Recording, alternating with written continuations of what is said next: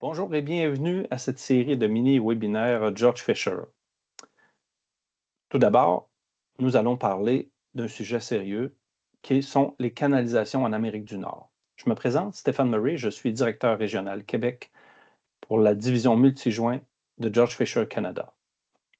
Au cours de ces nombreux webinaires, nous allons parler des infrastructures d'eau et de l'ampleur du problème qu'elles représentent pour la qualité de l'eau en Amérique du Nord. Avant d'aborder le sujet d'aujourd'hui, on doit comprendre un peu plus d'où nous venons. Le premier système d'eau connu a été construit par les Égyptiens vers 2500 avant Jésus-Christ. Comme leur vie dépendait du débit du Nil, les ingénieurs égyptiens ont créé et utilisé un système de tuyauterie très élaboré pour maintenir l'eau là où devait aller. Les systèmes d'eau en Amérique du Nord, eux, remontent à la fin du 19e siècle. À cette époque, les villes et villages du pays ont commencé à fournir de l'eau potable sûre et fiable.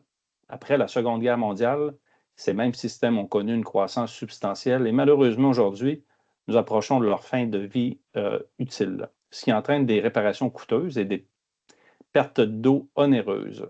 Ces interruptions de service font désormais partie de la routine quotidienne avec des réparations et un entretien continu liés à l'infrastructure vieillissante d'aujourd'hui. Les matériaux de tuyauterie utilisés dans les infrastructures d'eau au fil des ans ont été depuis le tuyau en bois jusqu'à la fonte, en passant par la fonte ductile, le tuyau en amiante-ciment, le tuyau en béton suppression, le polyéthylène et le PVC. Chacun d'entre eux a ses propres caractéristiques, avantages et spécificités. Le système d'infrastructure d'eau potable en Amérique du Nord est composé de 3,5 millions de kilomètres de canalisations souterraines qui fournissent de l'eau potable et fiable à des millions de personnes. Malheureusement, ces systèmes vieillissent et manquent de financement. Lorsque le financement n'est pas suffisant, on subit des ruptures d'eau. Il y a des ruptures de canalisation toutes les 2 minutes, ce qui entraîne une perte estimée à plus de 22 millions de litres d'eau traitée chaque jour, rien qu'aux États-Unis, et cela suffit pour remplir plus de 9000 piscines. Au Québec, on maintient qu'entre 20 et 30 de l'eau produite sont des fuites. Une enquête de l'APA en 2018 a révélé que l'infrastructure d'eau potable à elle seule avait besoin de près de 500 milliards de dollars en maintenance et amélioration au cours des 20 prochaines années. Le service public de l'eau doit également faire face aux impacts environnementaux du changement climatique sur les opérations.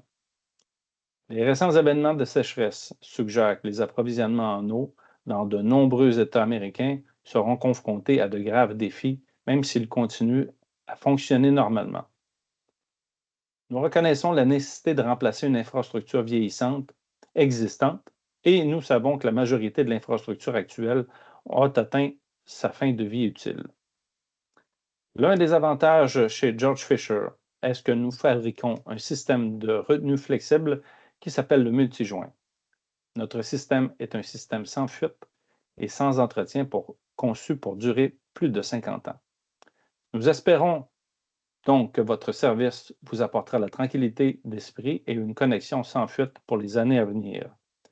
Apprenez-en davantage dans notre prochain épisode.